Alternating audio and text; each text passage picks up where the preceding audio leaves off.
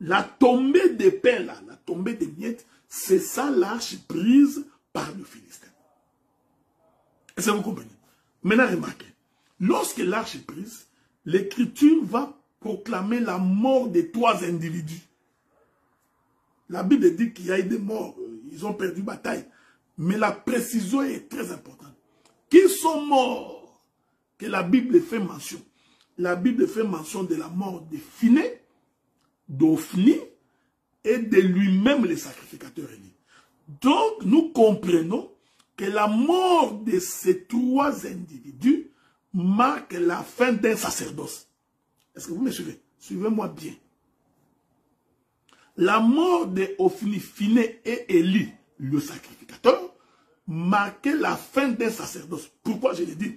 Parce que l'arche est allée chez les Philistins et ces 3 individus sont morts. Ici, nous comprenons que ces 3-là sont en train de marquer la fin de tout un sacerdoce. Que la paix de Dieu soit avec vous. Suivez-moi attentivement, parce que je vais aller tout doucement pour que vous me compreniez, parce que je vais aller toucher d'autres écritures, pour que la chose vous soit bien, très très bien comprise. Remarquez donc, je disais, souffrez, remarquez donc, je te salue mon bien-aimé Roland, ça fait longtemps, remarquez, mais une fois que l'arche est partie, les 3 individus meurent, Ophni, Phiné et le sacrificateur Élie. Donc ces 3 individus-là marquent la fin d'un sacerdoce. Je vais le dire en d'autres termes. Marquent la fin de la loi, des psaumes et des prophètes. Parce qu'il y a transfert des sacerdoces. Ok?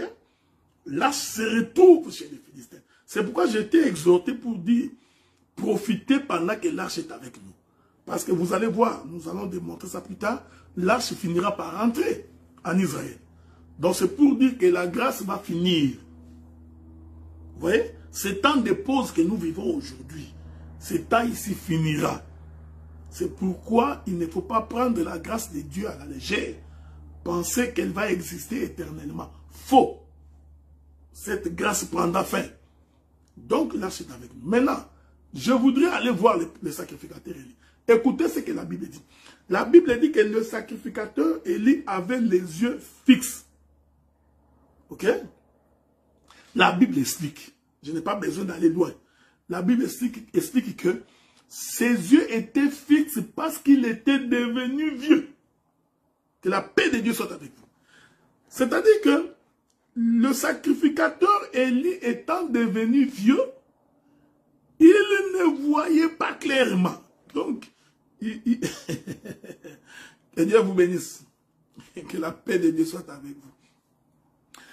Il ne voyait pas très bien. C'est-à-dire qu'il avait les yeux complètement fixés à cause de sa vieillesse. Je dis bien, c'était à cause de sa vieillesse. Souffrir que je touche les patriarches Isaac. La Bible dit ceci. Lorsque Isaac est devenu vieux, ses yeux étaient devenus appétissants, apaisants. Il ne voyait pas clairement. Voilà pourquoi lorsqu'il demande à son fils Ésaü d'aller lui sacrifier l'animal, Jacob vient se présenter au nom d'Ésaü. Le père ne voyait pas bien. Pourquoi? Parce qu'il était devenu vieux. Cela veut dire, quand on est jeune, on distingue, on voit clairement. Mais quand on devient vieux, on ne voit plus clairement. Est-ce que vous me suivez? C'est ça les yeux fixes du sacrificateur Élie. Donc, dans la jeunesse, on distingue. Je voudrais le dire autrement. Au temps de la loi, Dieu était jeune. Voilà pourquoi, quand tu pêches, il te frappe. Œil pour œil, dent pour dent. Les yeux de l'Éternel étaient sur tous les méchants. Personne n'échappait à son contrôle. Parce qu'il était jeune. Que la paix de Dieu soit avec vous. Hein? Que la paix de Dieu soit avec vous. Mais quand il devient vieux, il ne voit plus clairement. Faites attention. Faites très attention. Parce que ici, la vieillesse du sacrificateur Élie, c'est l'œuvre de la croix. Je vais le dire autrement. Permettez que je puisse l'expliquer dans les termes les plus simples. Quand quelqu'un naît, il est jeune. Donc, toute sa vie, il est dans la jeunesse jusqu'à midi. On est d'accord? C'est-à-dire jusqu'au milieu de sa vie, il est jeune. Arrivé à un certain âge, la courbe descendante va commencer. C'est-à-dire, il commence à tendre vers la vieillesse. Écoutez-moi bien, saisissez-moi. C'est pourquoi la Bible dit, la vie de l'homme est comme une fleur qui germe le matin, qui au contact avec le soleil, flétrit le soir. Ok? Donc l'homme est une fleur qui germe le matin et qui flétrit le soir. Qui fait sa course et flétrit le soir. En réalité, c'est la course du soleil. Le soleil se lève le matin. Quand le soleil se lève le matin, le soleil est jeune. C'est ça l'Éternel Dieu au temps de la loi. Il est jeune. Est-ce que vous me suivez? Et quand il est jeune, il est fort. Ses yeux sont clairs. Il distingue clairement. Il ne pardonne pas les péchés. Œil pour œil, dent pour dent. Mais quand l'Éternel devient vieux, il ne voit plus bien. J'aime ces choses. Voilà pourquoi même naturellement, tu peux passer devant les vieux. Il verra l'image de quelqu'un qui passe, mais il ne sait pas qui passe. Parce qu'il n'a plus la clarté dans la lumière. Est-ce que vous comprenez? La Bible dit que les yeux du sacrificateur Élie étaient fixes. Pourquoi? Parce qu'il était devenu vieux. Or, la vieillesse est considérée comme étant le temps du soir. Quand l'homme devient vieux, c'est-à-dire il est arrivé au soir de sa vie. Est-ce que vous me suivez? Donc, les yeux fixes du sacrificateur Élie est une dispensation du soir. Et dans cette dispensation du soir, il ne voit pas clairement. Qu'est-ce que je voudrais dire? Il ne voit pas clairement parce qu'il y a un voile sur ses yeux. Je répète ça. Il ne voit pas clairement. Je voudrais vous lire une écriture dans les livres des 2 Corinthiens. 2 Corinthiens chapitre 2. 2 Corinthiens chapitre 3, je ne sais pas.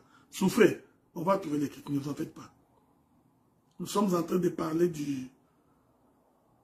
du prophète Moïse. C'est une écriture que vous lisez beaucoup, mais vous aurez une nouvelle vision. Je vais apporter une nouvelle coloration dans cette écriture-là. Écoutez. La Bible dit, 2 Corinthiens. 2 Corinthiens, le chapitre 3. Nous lisons le verset 13. Nous ne faisons pas comme Moïse qui mettait un voile sur son visage, pour que les fils d'Israël ne fixassent pas les regards sur la fin de ceux qui étaient passagers. Je répète ça. Nous, vous allez voir que c'est le prophète Élie. Okay? Non, c'est le sacrificateur Élie. Nous ne faisons pas comme Moïse, qui mettait un voile sur son visage, pour que les fils d'Israël ne fixassent pas les regards sur la fin de ceux qui est passagers. Là, ils sont devenus durs d'entendement, car jusqu'à ce jour, le même voile demeure quand ils font la lecture de l'Ancien Testament. Il ne s'élève pas parce que c'est en Christ qu'il disparaît. Jusqu'à ce jour, quand on lit Moïse, un voile est jeté sur le cœur. Je prends cette écriture. C'est sûr que tu ne vois pas comment je vais venir. Hein? Je suis sûr et certain. Tu te poses la question comme, qu'est-ce qu'il va faire? Mais il faut croire que le Saint-Esprit existe et le Saint-Esprit inspire. Il nous amène sur des chemins que les hommes n'ont pas encore empruntés. Le Saint-Esprit nous amène ça.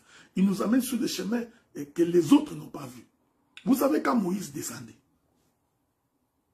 quand Moïse mettait le voile, qu'est-ce qui est arrivé? Le peuple ne pouvait pas voir clairement ce qui était sur le visage de Moïse. Ce peuple-là qui ne pouvait pas voir, vous comprenez ce qui? C'est Israël. Vous savez, non? Mais lui-même et Moïse aussi, puisqu'il avait mis le voile, il ne pouvait pas voir clairement le peuple qui était devant lui. Est-ce que vous comprenez ce que je dis? Si j'explique deux mouvements. Celui qui regardait Moïse avait des difficultés pour voir la face de Moïse. Pourquoi? Parce que lorsque Moïse met le voile sur son visage, il empêche Israël de le voir. Cela veut dire, en d'autres termes, Moïse a voilé sa face pour Israël. Or, quand on te voile la face, dans le langage de Dieu, on ne te montre que le dos. Est-ce que vous me suivez? Je sais que c'est difficile pour beaucoup de comprendre. Si quelqu'un te prive sa face, si quelqu'un te prive la face, parce que dans la vie, l'homme n'a que face et pile. C'est comme ça que Dieu a fait les choses. Le jour et la nuit. Le matin et le soir. Les cieux et la terre. Donc, si on te prive les cieux, c'est qu'on t'a donné la possibilité de voir la terre. Si on te prive le matin, c'est qu'on t'a laissé la possibilité de voir le soir. Si on te prive la face, c'est qu'on t'a laissé la possibilité de voir le dos. Je vais venir. Vous allez comprendre pourquoi le sacrificateur Élie est tombé par le dos. Il est merveilleux. Hein? Bon. Que Dieu... J'étais en train de me préparer pour prendre la retraite, mais je me rends compte que j'ai encore beaucoup de choses à dire. Vous comprenez pourquoi il est tombé par le dos, hein? Vous allez comprendre. Donc, quand Moïse met le voile sur son visage, il empêche le peuple de voir la gloire qui est sur sa face. Donc, or, quand Dieu a privé Israël de sa face, qu'est-ce que Dieu a fait? En réalité, il a tourné le dos à Israël pour que sa face soit vue des nations. C'est ça l'arche. L'arche est venue avec Israël, il arrive sur le champ de bataille. Au lieu que l'arche donne la victoire à Israël, en réalité, l'arche a tourné le dos à Israël en regardant vers les Philistins. C'est pourquoi David dit, Éternel Dieu, ne me cache pas ta face. Ok? Ne me cache pas ton visage. Parce que ta face est pour moi une victoire. Ton visage est pour moi une source d'élévation. Que la paix de Dieu soit avec vous. Remarquez cette chose.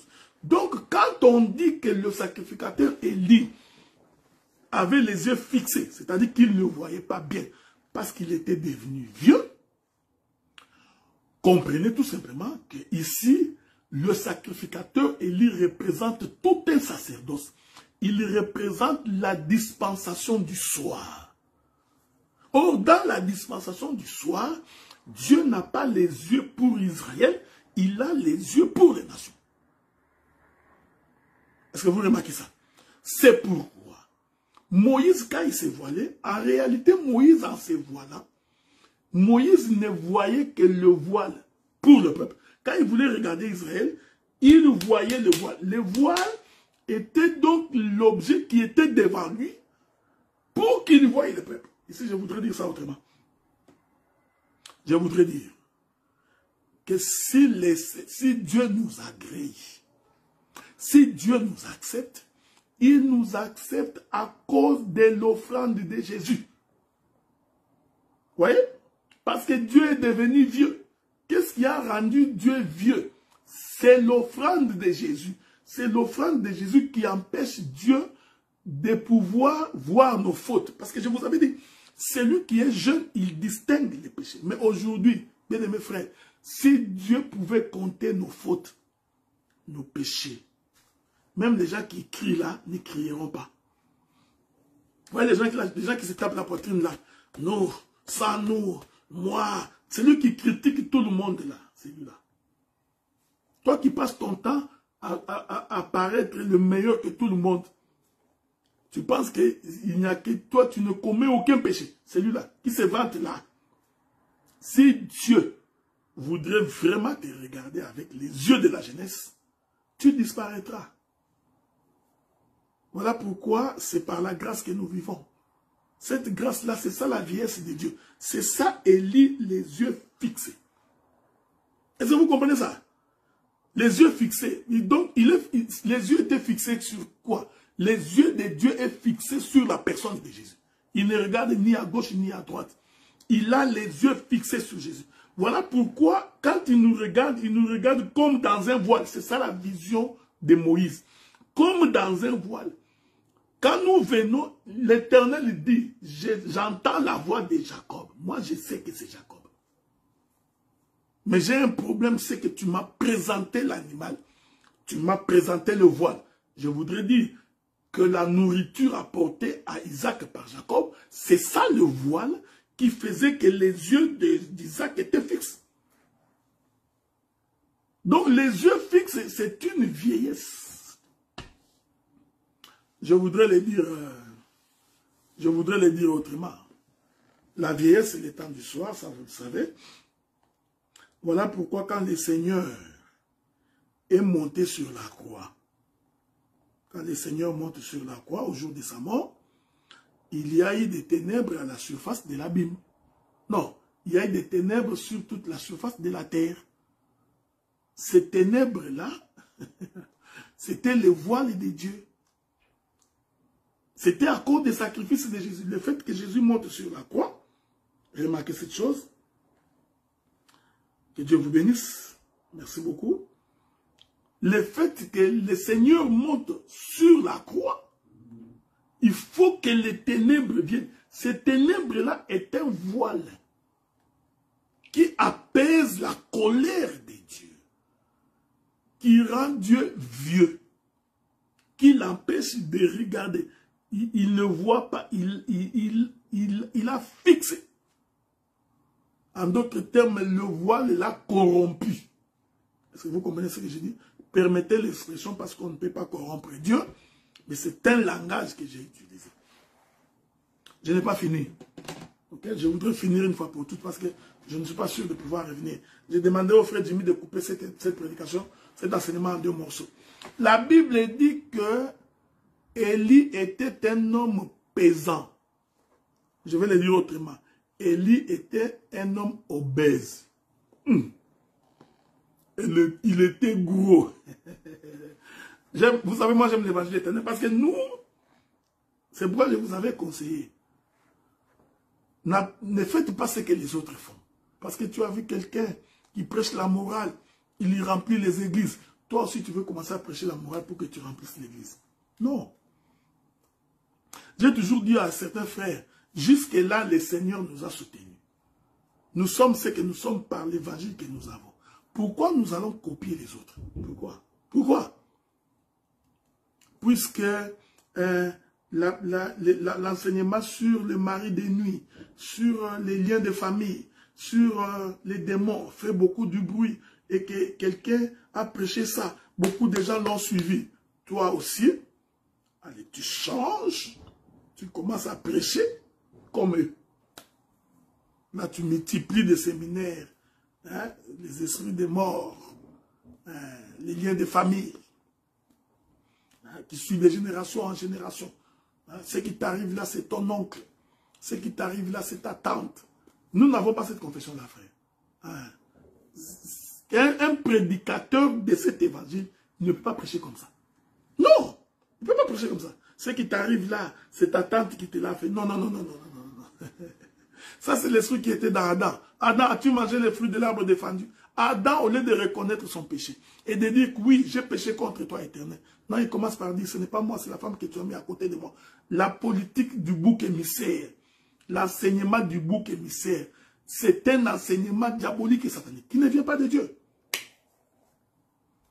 Tout ce qui t'arrive là, c'est les liens de ta famille, c'est les liens, c'est les liens. Non, non, non, non, non.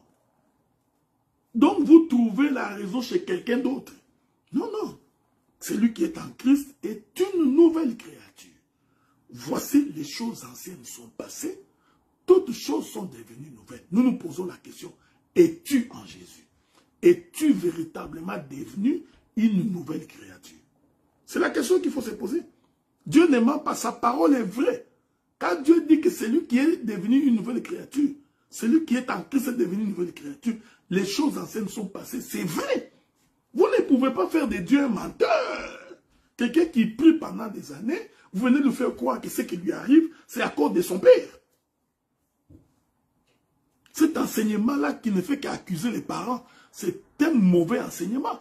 Ton père là qui t'a nourri, qui t'a élevé, qui t'a éduqué, qui t'a fait étudier, il ne t'a jamais bouffé pendant que tu étais jeune, alors que tu étais encore fragile. Il ne t'a pas consommé, lui, les sorciers. Même quand tu étais dans son ventre là, tu n'as pas attrapé la sorcellerie. Quand il t'a allaité, tu n'as pas mangé la sorcellerie. Maintenant, tu grandis, tu as un peu d'argent, tu commences à te retrouver un faux prédicateur parce qu'il voudrait te soutirer l'argent. Il voudrait faire de toi sa vache laitière. Alors, il te dit que ton père est un sorcier, ta mère est une sorcière. Maintenant, il veut te faire croire que tout ce qui t'arrive, c'est à cause d'eux. Il donne l'importance à des choses qui n'ont rien à voir. Celui qui a Christ en lui, il s'en fout qu'il y ait 14 000 sorciers. Car celui qui est protégé par la main du Tout-Puissant, personne ne peut les ravir. Ça, c'est la foi, frère. C'est pourquoi nous sommes les prédicateurs de l'évangile éternel. Nous sommes les prédicateurs de l'évangile vrai, frère. Nous présentons Christ, c'est lui la solution. Nous ne faisons pas l'apologie des démons, l'apologie des sorciers. Non, non. Puisque vous avez trouvé quelqu'un, il a réuni beaucoup de gens à cause de l'enseignement. Parce qu'aujourd'hui, les disciples de Maman Olang, ils sont en vogue. Il a compris que Maman Olang, avec sa thématique, il a fait beaucoup d'argent, beaucoup de gens sont venus chez lui. Toi, tu viens en Europe, tu ne trouves pas du travail. Tu te maries à un homme, tu te comportes mal, tu es insoumise, on te chasse, tu dis que ce sont les démons. Toi, un frère, tu épouses une femme, au lieu de rester calme à la maison, tu es dans des bars, dans des coins, dans des matongés en train de t'enivrer, courir derrière les jupons, et tu dis que c'est ton oncle qui t'envoûte. Et on te fait croire que si ça ne marche pas, c'est à cause de ton oncle et de tes parents. Ça, ce n'est pas l'évangile éternel. Nous nous excusons. Prêcher comme ça, c'est une prédication qui ne vient pas de Dieu. La Bible dit que cet homme d'Élie était un homme pesant. Ok? Il est devenu pesant dans sa vieillesse. Parce que la Bible dit qu'il était devenu vieux. Donc nous comprenons qu'il était devenu pesant dans sa vieillesse. Quand il était jeune, il ne pesait pas beaucoup. Il n'était pas obèse.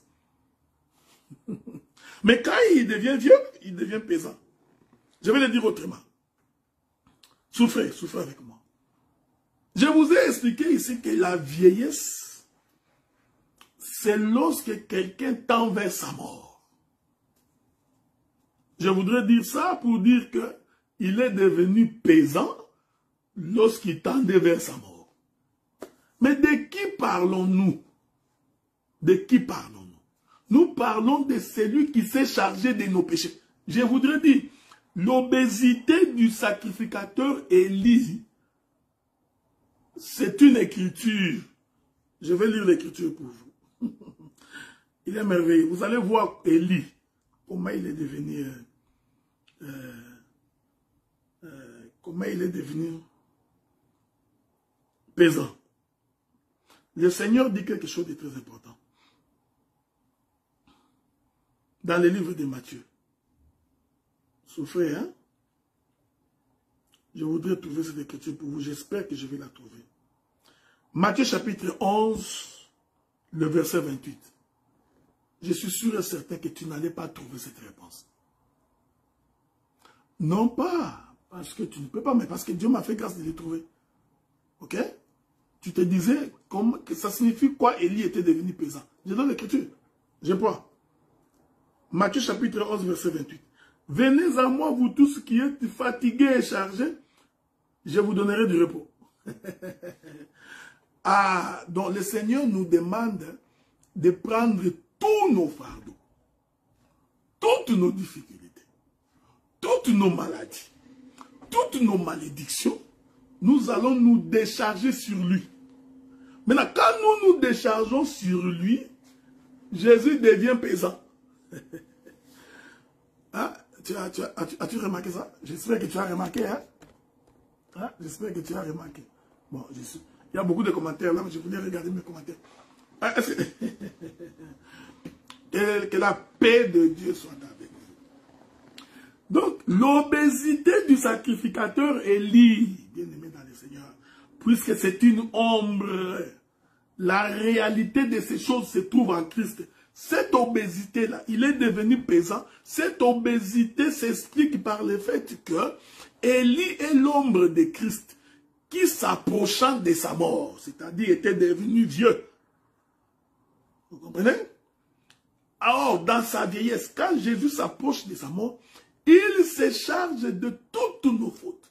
Il se charge de toutes nos iniquités. Voilà pourquoi il devient pesant. Je voudrais lire une écriture. Écoutez, que la paix de Dieu soit avec vous. Okay? Si je parle comme ça, tu diras que il s'imagine des choses. Permettez que je vous que je vous lise une écriture. Dans les livres d'Ésaïe, ok? Je voudrais trouver une écriture pour vous dans les livres d'Ésaïe, ok? C'est très important. Ésaïe. Voilà.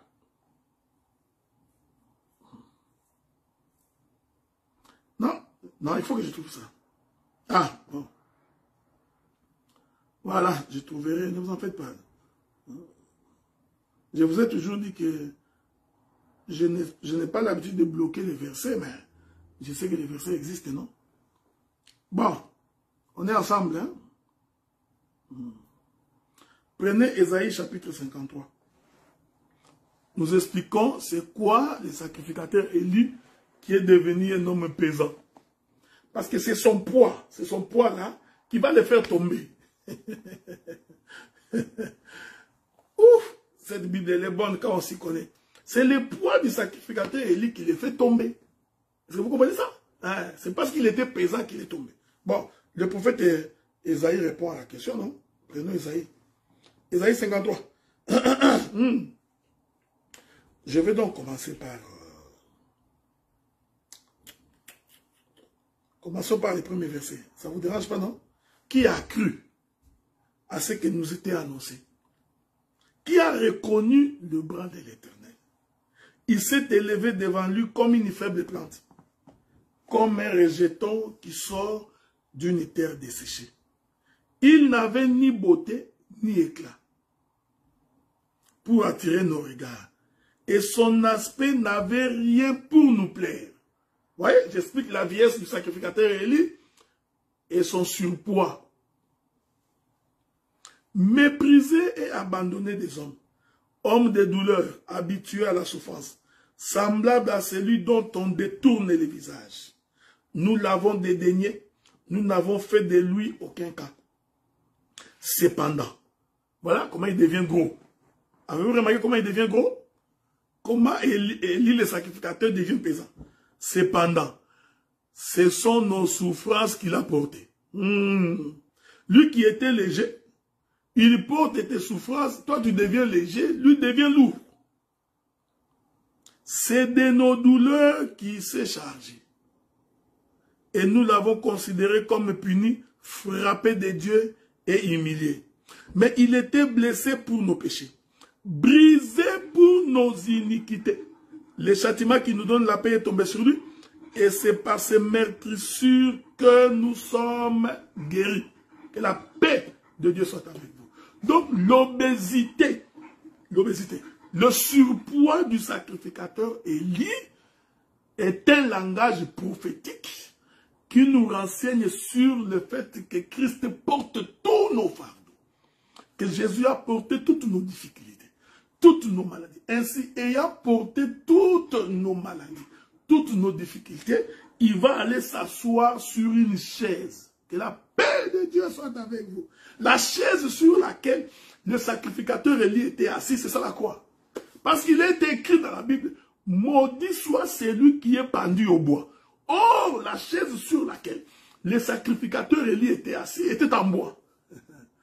À cause du poids, il tombera à la renverse. J'aime ces choses. J'aime ces choses. J'adore ces choses, frère. Vous savez, des fois, je suis fier de moi-même. Hein? Des fois, comme ça, quand je regarde Dieu, je dis, Dieu, je suis fier de moi-même et je déclare que je verrai le Seigneur. Que cela n'en déplaise à mes détracteurs, je suis rassuré que le Seigneur, je le verrai. Parce que des choses que je prêche là, honnêtement, ça c'est entre nous. Personne ne l'a encore prêché. Et Dieu nous l'a inspiré. Nous comprenons que Dieu est avec nous, frères. Remarquez, remarquez. Parce que quand on est en surpoids, on ne peut que tomber. C'est pourquoi Jésus devrait mourir. Il n'avait pas le choix. Il était en surpoids de péché. Il avait porté les péchés de toute l'humanité. Et ces péchés-là ne pouvaient l'amener qu'à tomber. Est-ce que vous comprenez ce que nous disons? C'est ça le sacrificateur Élie qui tombe de sa chaise. Ici, j'ai dit la chaise sur laquelle le sacrificateur tombe, c'est l'œuvre de la croix. Hein? Parce que qu'il soit maudit, c'est lui qui est pendu au bois. Regardez, observez, frère. Observez. Quand il tombe, la Bible dit à la renverse. Sois pas étonné. Mon bien-aimé, Dieu merci les finous. C'est toujours un plaisir de te voir. Vous savez, des fois, quand nous écoutons certaines personnes prêcher, nous sentons en nous la colère de l'esprit. Nous nous posons la question, comment cet homme est devenu ministre? Nous nous posons cette question des fois. Nous nous posons la question, est-ce que c'est l'écriture qui s'accomplit, qui dit que certains sont devenus ministres par eux-mêmes, les autres les sont devenus par leur ventre, les autres ont été mandatés, et les autres sont des dieux. Des fois, quand on écoute quelqu'un parler, on se pose la question, cet homme ici, vraiment, est-ce que, quand il est dans sa chambre, là, il croit vraiment que c'est Dieu qui lui a parlé? Quand quelqu'un donne le cours de morale, on se pose, Dieu merci qui pose la question. Est-ce que vous comprenez ce que nous disons? Je suis en train de dire que quand la Bible dit, je reviens mon bien-aimé, Dieu merci, les filles, tu viens de rentrer. Je suis en train de dire que quand la Bible dit que le sacrificateur Élie est devenu un homme pesant, cette expression veut tout simplement dire, Élie est l'ombre de Christ qui a porté nos péchés. Il s'est chargé de nos iniquités. Le châtiment qui nous donne la paix est tombé sur lui. Donc il devient lourd. Il devient lourd. C'est ça Christ qui porte nos péchés. Maintenant, puisqu'il était devenu lourd, le sacrificateur Élie va donc s'asseoir sur une chaise. J'explique. Parce que c'est sur cette chaise-là que le sacrificateur Élie va mourir. Donc cette chaise-là, c'est la croix. Maudit soit celui qui est pendu au bois. Maintenant, vous allez comprendre, à cause du poids, c'est pourquoi je t'ai dit, frère, c'est à cause de ton péché que Jésus est devenu lourd. Il est devenu pesant. Et voilà pourquoi la force de la pesanteur ne devrait que le tirer vers le bas. Il ne devrait que mourir. Parce que c'est ça, le sacrificateur Élie en surpoids. Est-ce que vous comprenez? Donc, je vous ai donné beaucoup d'éléments. Il était devenu vieux. J'ai expliqué que c'est l'œuvre de la croix, c'est le coucher du soleil. Il avait mais pourquoi tu dis que le son n'est pas clair? Vérifie de ton côté parce que tout le monde m'écoute. Donc, il avait les yeux fixes. J'ai expliqué que les yeux fixes, c'est ça la grâce qui empêche que Dieu puisse nous maudire, qui empêche que Dieu puisse nous punir. Maintenant, puisqu'il est en surpoids, il va tomber. Cette tombée du sacrificateur Élie, c'est ça la mort de Jésus sur la croix. Non, vous comprenez? Tu es un homme heureux parce que Jésus a porté ta malédiction, il a porté tes souffrances. Personne alors ne peut te dire aujourd'hui que tu es maudit. C'est ce que je vous dis. Personne. Il s'est chargé de tes malédictions. Si tu es une nouvelle créature, il n'y a donc pas de raison que quelqu'un te dise que tu es maudit. Si tu n'es pas encore une nouvelle créature, là, il se pose un problème. Recherche la face de Dieu. Remarquez ce que nous disons. Est-ce que vous comprenez ce que je dis? Donc, c'est Christ qui se charge de nos péchés. Il est rempli. Maintenant, il va tomber. Il tombe sur la chaise. Ça, c'est l'ombre. La chaise, là, est une ombre. C'est une ombre de choses à venir. La chaise représente la croix. Il tombe par le dos. J'ai toujours aimé ça. La Bible dit qu'il tomba à la renverse. Il ne peut pas tomber par la face. Oh, je vous ai expliqué tantôt ici que le dos, c'est le sacerdoce de Moïse. Est-ce que vous comprenez ça? J'ai expliqué ça, non? C'est le sacerdoce de la loi. Au temps de la loi, l'Éternel Dieu a tourné le dos à Israël. Il lui a privé sa face. Ok? Donc, quand Dieu prive sa face à Israël, il montre donc à Israël le dos. Est-ce que vous me comprenez? Moïse prie le Seigneur, il dit, Éternel Dieu, montre-moi ta face. Non, il dit, Éternel Dieu, montre-moi ta gloire. Le Seigneur répond à Moïse, personne ne peut voir ma face et vivre. J'ai compris que la gloire de Dieu, c'est sa face. Donc quand Dieu te montre sa face, tu es éclairé. Alors Dieu dit à Moïse, tiens-toi au creux du rocher, je passerai et tu me verras. Moïse se tient au creux du rocher. Il y a beaucoup de choses à dire ici. Parce que pour trouver les creux du rocher, il faut percer les rochers. Il faut creuser les rochers. Ok? Pour en trouver les creux. Les rochers ici, c'est aussi Adam. Hein? Il fallait percer les côtés pour qu'on trouve un creux. Mais ce n'est pas ça qui m'intéresse. Mais la Bible dit que quand le Seigneur était en train de passer, le Seigneur prend sa main. Il prend sa main. Il couvre le visage de Moïse. Et lorsqu'il passe, il enlève sa main. Moïse ne voit Dieu que de dos. Donc, j'explique que lorsque Moïse voit Dieu de dos, il représente la maison d'Israël. Pourquoi? Parce que Dieu a tourné le dos à Israël. Il lui a privé la face. C'est ça l'âge qui va chez les Philistins. Est-ce que vous comprenez? Donc, quand l'âge va chez les Philistins, le dos de l'âge est pour Israël, la face de l'âge est pour l'Église. Maintenant, remarquez, c'est pourquoi quand le sacrificateur Élie tombe, il doit tomber à la renverse. Il doit tomber par le dos. Pourquoi? Pourquoi? Parce que l'Écriture confirme que c'est la loi de Moïse qui a tué Jésus. Vous comprenez maintenant? Est-ce que vous comprenez ça? J'aime ça. Hein? Jean chapitre 19, verset 7. Lisons ça, lisons. Lisons ça. Jean 19, verset 7. Lisons, lisons.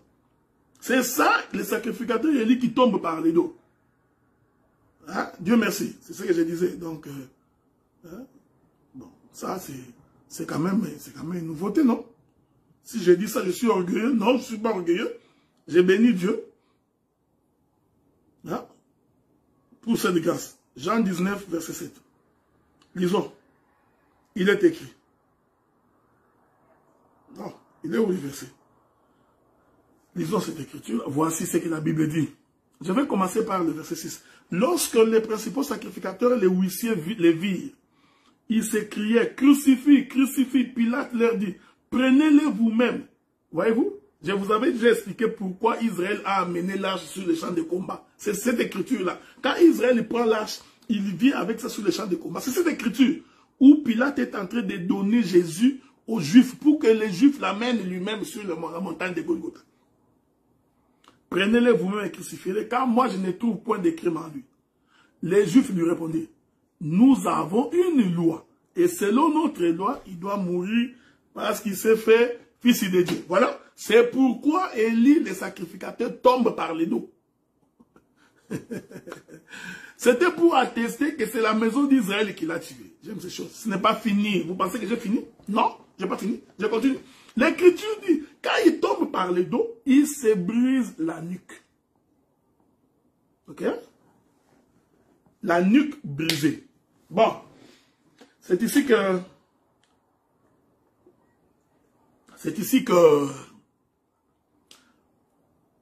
nous comprenons que tu as le ministère. Hein?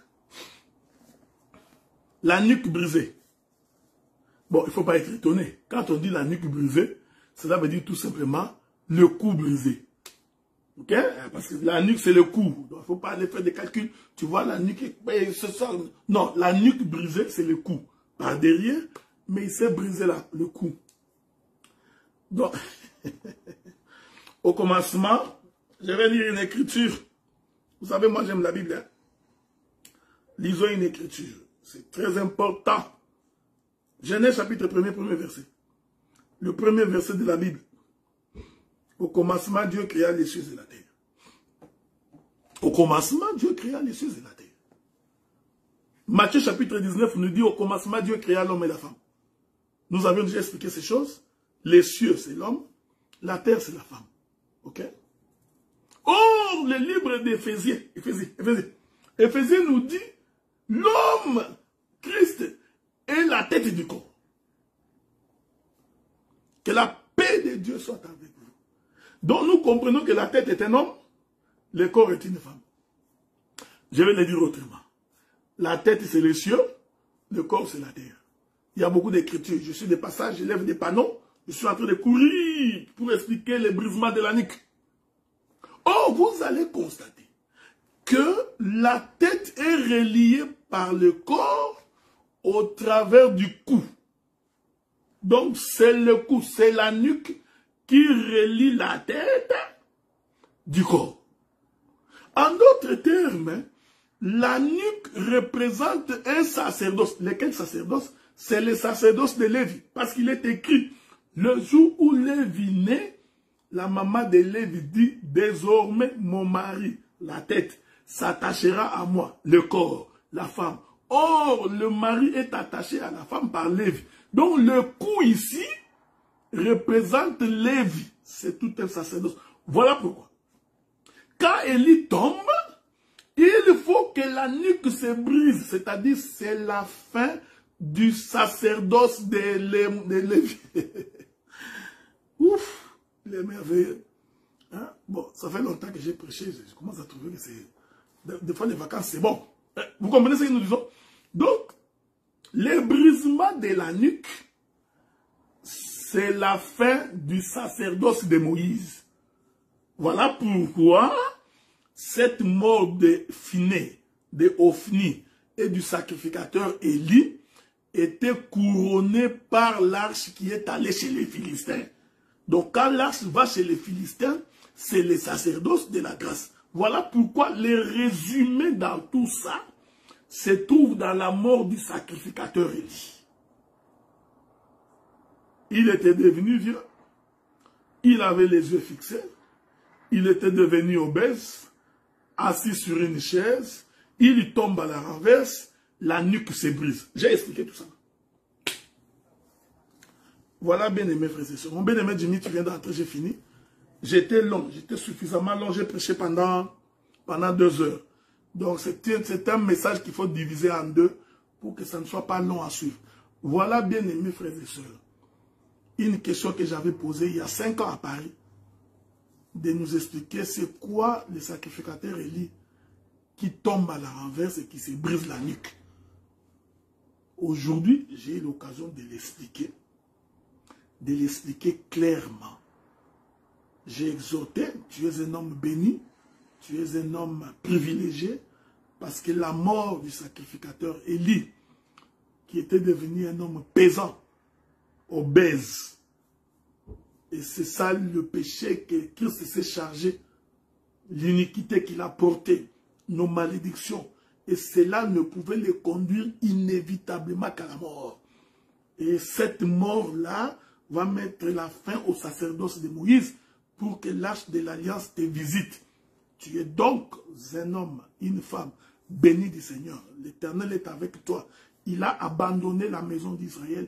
Il est venu chez toi. Il demeure dans ta maison. Il est en train de renverser Dagon pendant que nous sommes en train de parler. Il renverse Dagon dans ta maison. Ainsi, je déclare par le nom de Jésus qu'aucune puissance de l'ennemi ne peut te nuire. Je déclare par le nom de Jésus, aucune puissance du monde des ténèbres, aucun lien de famille, aucune puissance maléfique ne peut avoir de l'autorité sur toi parce que l'arche de l'Éternel est dans ta maison. Est-ce que vous comprenez cette chose? Quand l'arche de l'Éternel est entrée chez les Philistins, Dagon a été renversé. Les ténèbres ont été surmontées par la lumière. Voilà pourquoi nous confessons que pour tous ceux qui sont en Jésus, ils sont une nouvelle créature. Voici, les choses anciennes sont passées. Il n'y a rien du passé qui peut te retenir. Le diable ne peut pas te réclamer.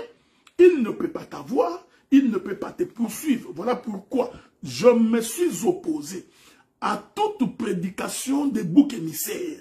Ce qui t'arrive, c'est ton oncle. Ce qui t'arrive, c'est ta femme. Ce qui t'arrive, c'est ta maman. C'est ton papa. Cet enseignement-là, il est diabolique, il est satanique pour tous ceux qui sont en Jésus. Si le diable a encore de l'influence sur toi, si les sorciers de la famille ont encore de l'influence sur toi, alors je comprends que tu n'as pas encore quitté l'Égypte. C'est-à-dire que tu n'as pas encore donné ta vie à Jésus. C'est-à-dire que tu ne t'es pas confié complètement au Seigneur. Mais si tu te donnes vraiment à Dieu, tu marches dans la clarté de sa parole. Il est écrit dans la Bible, sur le chemin des rachetés, il n'y aura ni bêtes sauvages, ni animaux féroces, parce que l'Éternel Dieu te protégera. La paix, la tranquillité, la quiétude, le bonheur soit ton partage, parce que la mort du sacrificateur Élie, qui tombe à la renverse sur une chaise et dont la nuque est brisée, a permis à ce que l'arche de l'Éternel entre chez toi pour que tu prospères. Que ta maison soit bénie, que tes affaires prospèrent, que tout ce que tu prends par ta main prospère. Car Dieu a dit, j'aime ces choses, il dit à Josué, médite ces livres de vie nuit et jour, qu'il ne s'éloigne pas de ta bouche. C'est alors que tu réussiras dans tout ce que tu entreprendras. Celui qui a Dieu, il réussit. Il avance. Il prospère. Que les ennemis se lèvent à gauche ou à droite, tu ne crains rien. Même dans la vallée de l'ombre de la mort, tu n'as aucune peur, aucune crainte. Par l'Éternel est avec toi. Que tes ennemis se liguent, qu'ils deviennent tes ennemis par jalousie, qu'ils deviennent des ennemis par envie, que cela ne t'effraie point. Ma prière est que Dieu les déroute, qu'ils soient frappés de la foudre, qu'ils tournoient, qu'ils tâtonnent en plein jour comme si on était la nuit, que l'esprit d'aveuglement les saisisse parce que l'Éternel Dieu est avec toi. Voici ce que nous avons voulu partager avec vous ce soir. Laisse que la paix de Dieu, cette paix qui surpasse toute intelligence, soit ton apanage et que Dieu te garde et qu'il te protège. Donc, telle a été ma prière. Dans le nom de Jésus, nous avons ainsi parlé. Que Dieu vous bénisse. Donc, voilà. Nazakomata ngai, nazakomata ngai, nga nazakomata.